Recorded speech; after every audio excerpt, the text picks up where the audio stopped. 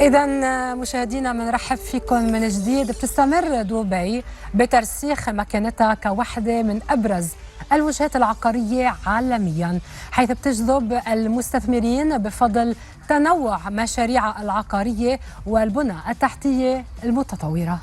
طبعا السوق العقاري في دبي يشهد نمو مستدام وأيضا فرص استثمارية متعددة، ويعد واحد من أسرع المدن نموا وأيضا إبداعا.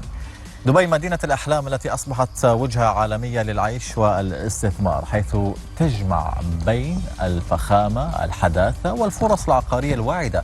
تشهد تطورا مذهلا في قطاعها العقاري، ما جعلها محط أنظار المستثمرين من مختلف أنحاء العالم. طبعا بيسعدنا اليوم نستضيف خبيرة العقارات الدولية المعتمدة، عضو بالجمعية الدولية للخبراء العقاريين والاتحاد العقاري الدولي، السيدة سلوى العرفاوي. صباح الخير وأهلا وسهلا فيك معنا اليوم. صباح الورد وشكرا على الاستضافة. أهلا وسهلا. بداية ذكرنا طبعا ببداية الفقرة أنه دبي وجهة عالمية لسوق العقارات، بتجذب العديد من المستثمرين. إذا فيك تشاركينا حسب خبرتك أبرز الأسباب يلي بتجعل من دبي محطة جاذبة للاستثمار بمجال العقاري. أكيد في عدة عوامل بتميز دبي كسوق عالمي.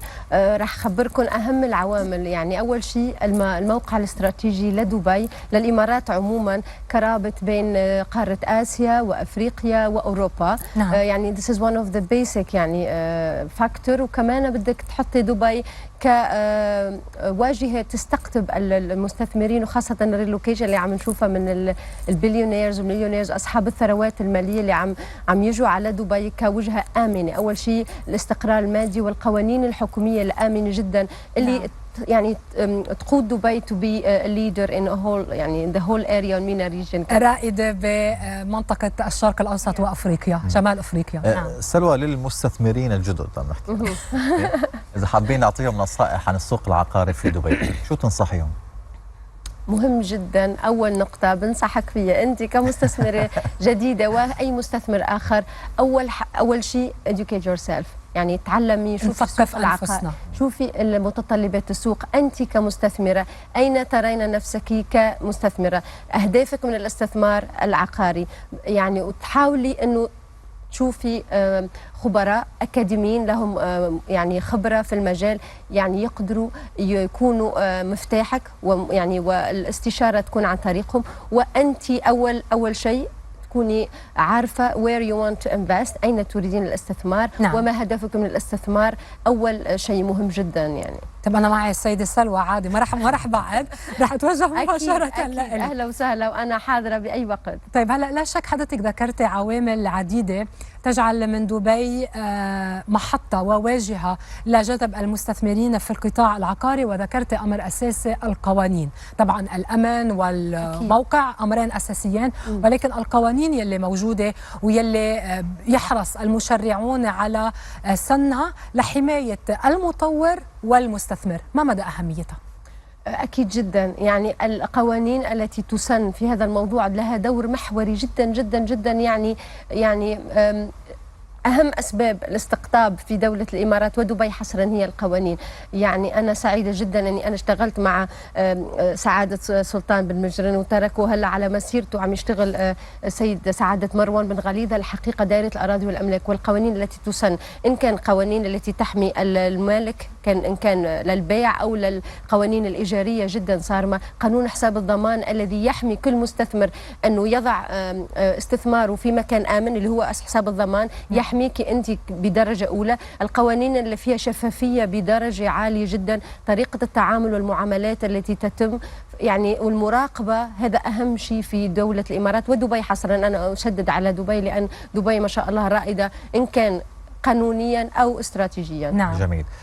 سلوى، المستثمر الأجنبي لو حاب يجي على دبي ويستثمر الآن، يمكن ما بيعرف كل القوانين. أكيد. ما بيعرف وين يتوجه، كيف تنصحي؟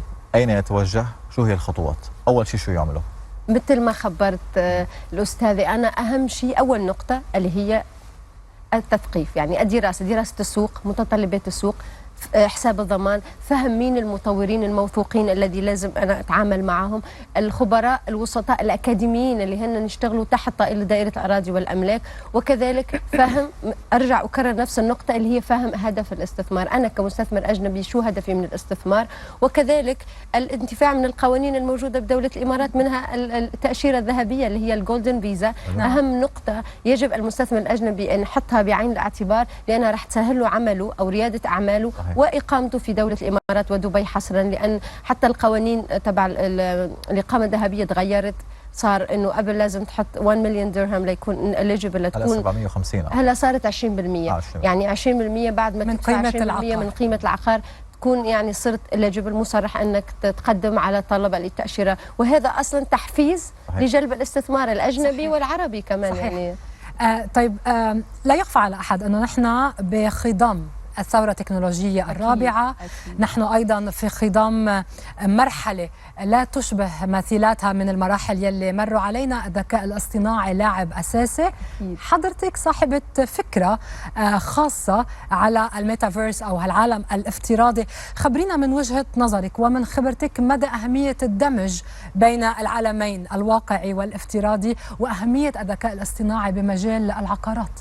شوفي، ارجع اكرر، دبي رائده في كل المجالات، والثوره التكنولوجيه دبي هي اقليميا وعالميا عم ترتد يعني في مرتبه كبيره جدا. صحيح. اكيد انا كخبير عقار لازم اواكب الوضع، لازم اشوف انه التكنولوجيا هلا مؤخرا عم يدمجوا الداتا اناليسز اللي هي تحليل البيانات، وهذا بيساعد على بحث الطلب والعرض في مجال العقاري، وكذلك يسهل عمليه الاستثمار عن بعد. انا موجوده في امريكا فور اكزامبل وحابه استثمر في دبي، يعني انا أسهل على نفسي الخطوات إني أدخل على العالم الانفرادي، شوف العقار، شوف تفاصيل العقار كأني موجودة في هذا، يساعد إنه أنا يعني كمستثمر يسهل لي يعني الوقت، saving time. أهم شيء في الاستثمار هو المال والوقت.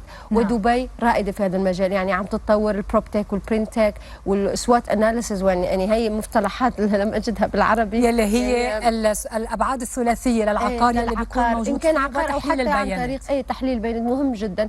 أنا شغلي وتحليلي وبرنامجي عم اشتغل عليه صار لي فترة، اللي هو الميتافيرس للتطوير العقاري، خدمات جديدة في الذكاء الاصطناعي اوبتمايزد للتصوير، وأنا عم اشتغل عليها وعم اقترحها، يعني ام وركن اون ات، لأن لازم نكون مواكبة، وهذا يعني يجعل دبي، انتم سمعتوا انه احنا اوريدي فعالية الكوب 28، فالامارات اوريدي عم ترتد يعني مراتب عالية جدا، وتحتضن اكبر السمت اللي موجودة في التكنولوجيا الحديثة. نعم.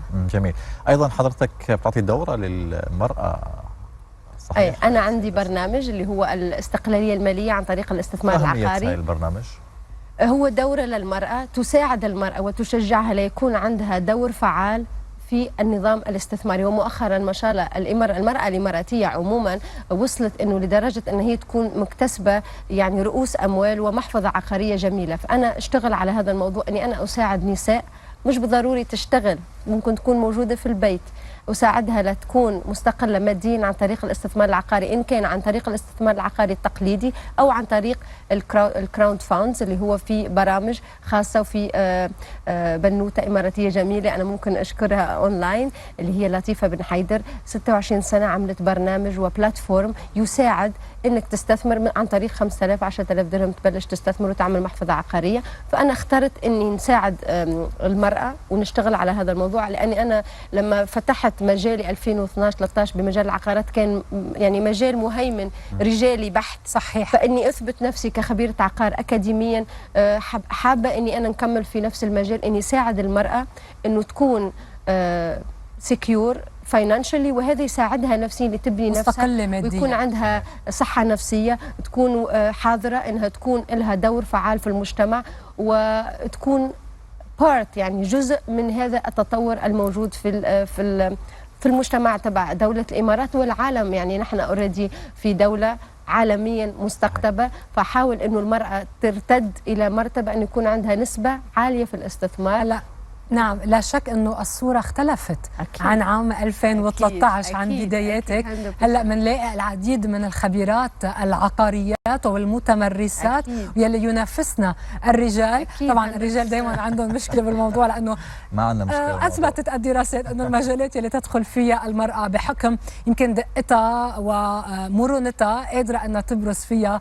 طبعا وتتألق. هذا التقرير من عندها. لا شوف لا أنا هو واقع، والله يعني واقع. أنا لما درست ماجستير درست في مادة اسمها نيمورولوجي اللي هي علم علم الأرقام. الأرقام، وهذا داخل في السيكولوجي، وهذا ساعدني جدا. أنا هي موهبة عندي غير مجال العقارات. مو بس انه هي تدخل في مجال تثبت نفسها فيه. المراه مالتي تاسك، يعني المراه تقدر متعددة المهام، تقدر تعمل مهام اكثر ان سيم تايم. في نفس الوقت انا اقدر اني اشتغل واعمل واكون ام واغسل. يعني الرجل حقيقه يعني الرجل جيد جدا اذا اعطيته مهمه واحده. اكثر من مهمه هو يعني يفقد تركيزه بالفعل. ويفشل انه يكون.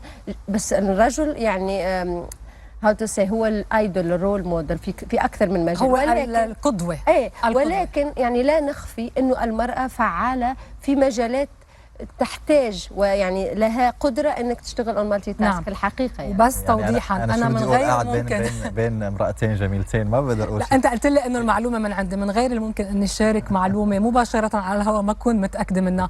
شاءت الأقدار أن تكون المعلومة متعلقة بالنساء، ولكن هو واقع.